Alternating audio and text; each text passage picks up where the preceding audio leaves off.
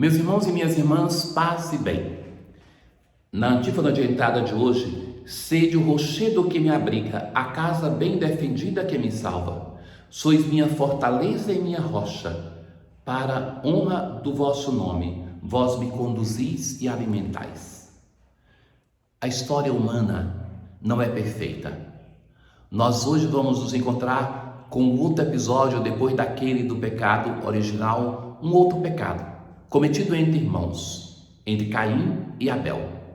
Mas vamos ver como Deus de novo vai chamar para que o ser humano, no caso Caim, faça um exame de consciência, reconheça o seu pecado e vai demonstrar mais uma vez o seu amor. Ora, no evangelho de hoje, os fariseus pedem a Jesus um sinal, uma prova, um milagre para que creiam. Nós também muitas vezes fazemos com Deus assim, tentamos Deus como o povo de Israel, como o povo do Novo Testamento, como a pessoa de fé muitas vezes faz. Deus constantemente nos mostra o seu amor, a sua proximidade para conosco, e nós somos chamados a acreditar na força da palavra de Deus para que deixar que o nosso coração seja transformado e não caiamos no pecado dos nossos primeiros pais. Ouçamos. Continuamos a ler o livro do Gênesis. Adão conheceu Eva. Lembre-se que essa expressão conhecer vai ser usada no Novo Testamento também por Maria, quando vai dizer eu não conheço o homem. E que é uma expressão concreta de não ter relações sexuais, ou aqui no livro do Gênesis, que conhecer é nesse sentido de ter. E ela concebeu e deu à luz Caim. Depois vai nascer também Abel. Abel era um pastor e Caim um agricultor. Eles oferecem então o sacrifício e o Senhor olhou para Abel e sua oferenda, mas para Caim e sua oferenda não olhou.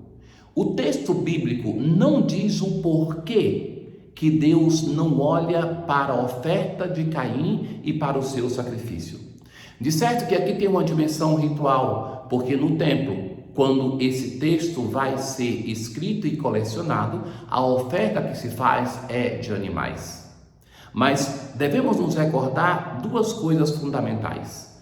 Quando nós lemos esta parte do Gênesis, nós não estamos falando sobre um texto de verdade histórica, mas sobre uma busca de dar sentido para a vida do povo de Israel, sobretudo séculos depois do exílio da Babilônia. Então, o texto bíblico, ele tem o seu valor como um texto que busca ressignificar a vida do povo do pós-exílio e dar também uma explicação para a ritualidade do povo de Israel, que no templo vai oferecer, sobretudo, animais.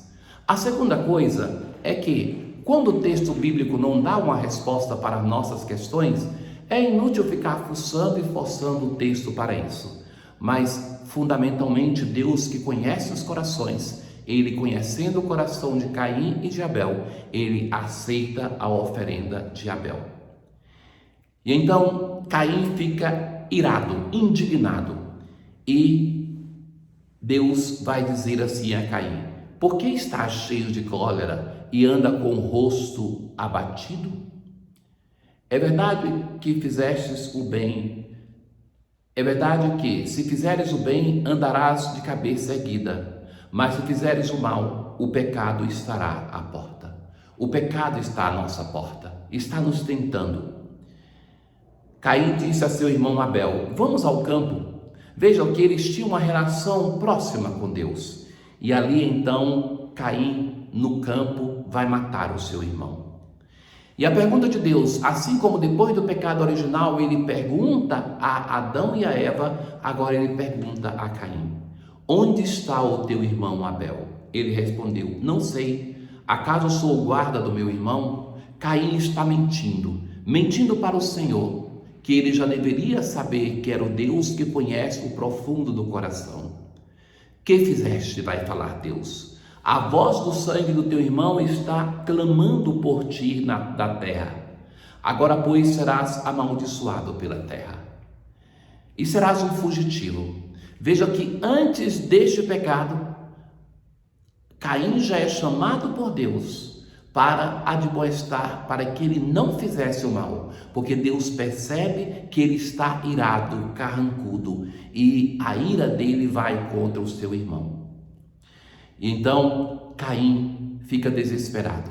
Vou ter que me esconder de ti, vão tentar me matar. E o gesto de Deus, o Senhor disse, não, mas aquele que matar Caim será punido 7 vezes. O Senhor marcou Caim com um sinal para proteger a vida dele. Depois disso, Adão de novo conheceu a sua mulher e ela concebeu a um novo filho que chamou de Sete. Vemos mais uma vez a infidelidade do ser humano e a insistência de Deus misericordioso em não abandonar os seus filhos. No Salmo 49 de hoje, nós assim rezamos: eu não venho, Deus falando para o seu povo, eu não venho censurar teus sacrifícios, pois sempre estão perante mim teus holocaustos. Como ousas repetir os meus preceitos e trazer minha aliança em tua boca? Ora, Deus não quer somente um sacrifício exterior, como aquilo que oferecia Caim, mas sim um coração transformado. Diante disso que fizeste, eu calarei. Deus pode se calar diante do mal que fez Caim? Não pode e não se cala. Acaso pensas que eu sou igual a ti? Na aclamação ao Evangelho de hoje, sou o caminho, a verdade e a vida, ninguém vem ao Pai senão por mim. Naquele tempo, no Evangelho de hoje, os fariseus vieram e começaram a discutir com Jesus. Eles colocam Jesus à prova e pedem um sinal. Pedir a Deus um sinal. O povo de Israel frequentemente no deserto fez isso com Deus. Pedia a Deus um sinal e também pedia a Moisés, o servo de Deus. Colocava Deus e Moisés à prova. A Jesus também no Evangelho, ou nós também vemos isso nas cartas de Paulo, na carta aos Coríntios, o apóstolo vai dizer que a comunidade de Corinto, ela tenta a Deus pedindo um sinal, mesmo depois do anúncio da ressurreição. Ora, irmãos caríssimos, no nosso caminho de fé, nós também fazemos isso. Às vezes não admitimos, mas nós colocamos constantemente Deus à prova. Não basta para nós a sua palavra, nós hesitamos na fé, na palavra de Deus e nós queremos milagres, nós queremos que Deus nos prove constantemente que Ele nos ama, que Ele existe, que Ele tem poder, que Ele está conosco. E é isso que os fariseus fazem com Jesus hoje. E Jesus então vai dizer assim: por que essa geração pede um sinal? Em verdade eu vos digo, a essa geração não será dado nenhum sinal. Porque basta a palavra. Lembra que nós já ouvimos no início do Gênesis que Deus cria com a força da sua palavra. É a palavra de Deus que é viva e eficaz. Jesus, nós pensamos muitas vezes que fez tantíssimos milagres, mas Jesus não fez todos os milagres que as pessoas pretendiam. E que fazia milagres para atender uma pessoa, um grupo de pessoas, na intenção de levar todas, inclusive nós, depois de tantos anos, a uma experiência de conversão, de reconhecer a força de Deus que cria, que transforma com a sua palavra. E deixando-os, Jesus entrou de novo na barca e se dirigiu para a outra margem.